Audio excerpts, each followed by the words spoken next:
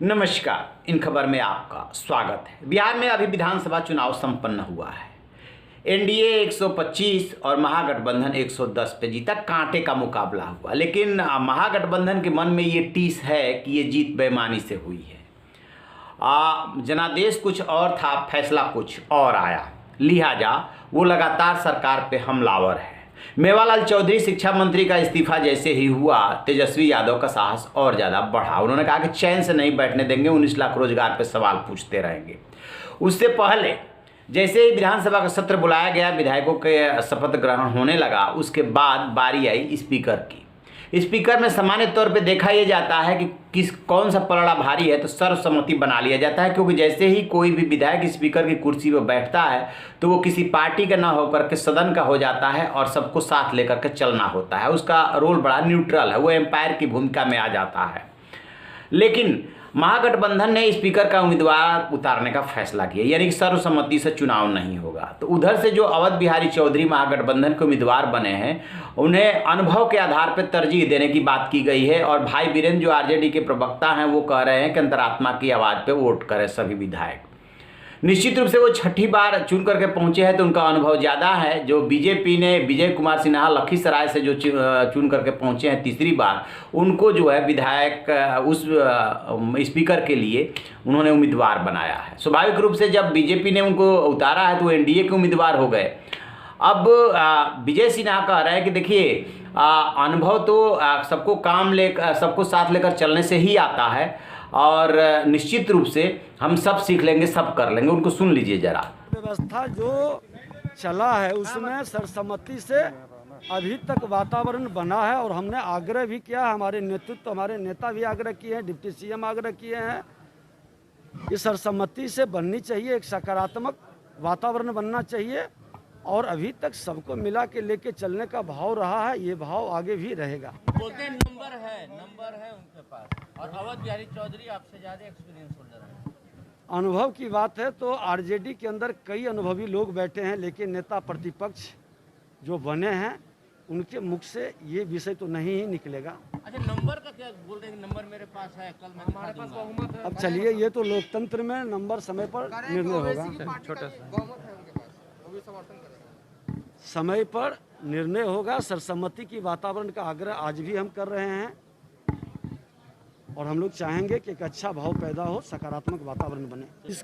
तो जैसा कि आपने विजय सिन्हा को सुना, वो बड़ा ही सॉफ्ट अप्रोच लेकर के और बैलेंसिंग स्टेटमेंट दे रहे हैं और अवध बिहारी चौधरी को लेकर के अंतरात्मा की आवाज़ पे पुकार की जा रही है।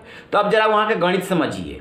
देखिए, 125 एनडीए प्लस एक निर्दलीय सुमित सिंह, वो नीतीश कुमार से मिलकर समर्थन दे चुके हैं, 126 हो गए। दूसरी तरफ 110 हो गया महागठबंधन का, 236 हो गया। इसके बाद बचते हैं एक बीएसपी के विधायक और एक बच रहे हैं, वो हैं एलजेपी के। चूंकि बीजेपी के कैंडिडेट है स्पीकर के लिए, एलजेपी अगेंस्ट नहीं जाएगी और बीएसपी भी अगेंस्ट नहीं जाएगी, लेकिन दोनों को थोड़ी देर के लिए किनारे रख देते हैं। तो इसके बाद पूरा दारोमदार जो है वो एआईएम के 5 विधायकों पे है। यदि वो साथ आते हैं तब इनकी संख्या 115 हो जाएगी। इसीलिए अंतरात्मा की आवाज़ पे भाई वीरेंद्र कह रहे हैं कि वोट किया जाए। तो अब सबसे बड़ा सवाल ये है कि आईएम के 5 विधायक उधर चले भी जाते हैं और ये भी 2 विधायक थोड़ी देर के लिए मान लेते हैं कि चले जाते हैं, तो भी एनडीए का पलड़ा भारी है। ये उसी परिस्थिति में सक्सेस हो सकता था दाव, जबकि सरकार में नाराजगी होती, जेडीयू बीजेपी में थोड़ी तनातनी होती, अंदर खटास होता, तो कुछ विधायक बीमार पड़ जाते, कुछ क्रॉस वोटिंग कर जाते। तो अभी तो सरकार जस्ट बनी है, इसलिए इतनी जल्दी उसमें कुछ खटास पैदा हो जाए, क्रॉस वोटिंग हो जाए, ये तो लगता नहीं है। तो ऐसे में दूसरा सवाल ये पैदा होता है कि आखिरकार फिर महागठबंधन ने ये दांव, ये चाल क्यों चली। देखिए, राजनीति में क्या होता है कि वो संदेशों से चलती है, तो मैसेज देने के लिए भी कई बार किया जाता है। पश्चिम बंगाल में इसके बाद चुनाव है। पश्चिम बंगाल में क्या 5 राज्यों में अगले साल चुनाव है, तो ये पश्चिम बंगाल बिहार से सटा हुआ है। आईएम जा करके वहाँ भी चुनाव लड़ेगा, वो ऐलान कर चुका है।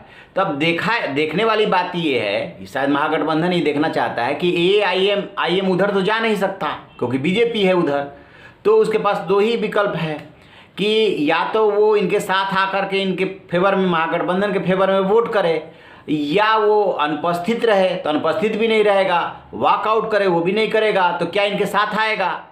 जैसा कि इनका मानना है कि वो ऐसा नहीं कर सकता, तो क्या इनके साथ आएगा?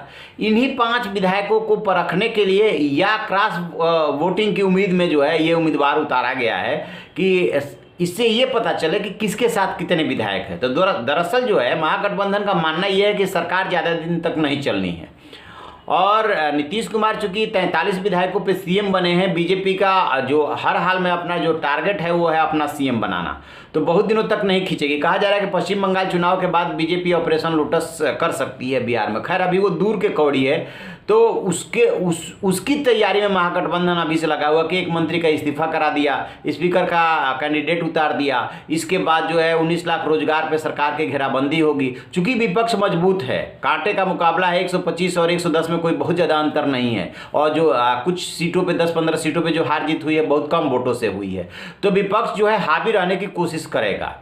तब देखते हैं कि आगे क्या होता है। इन्होंने तेजस्वी यादव ने और महागठबंधन ने दांव चल दिया है, कल पता चलेगा जब मतदान होगा तो कि कौन कहां पे खड़ा है। तो आप रहिए ना बेखबर, देखते रहिए इन खबर। Thank you. इन खबर चैनल को सब्सक्राइब करें।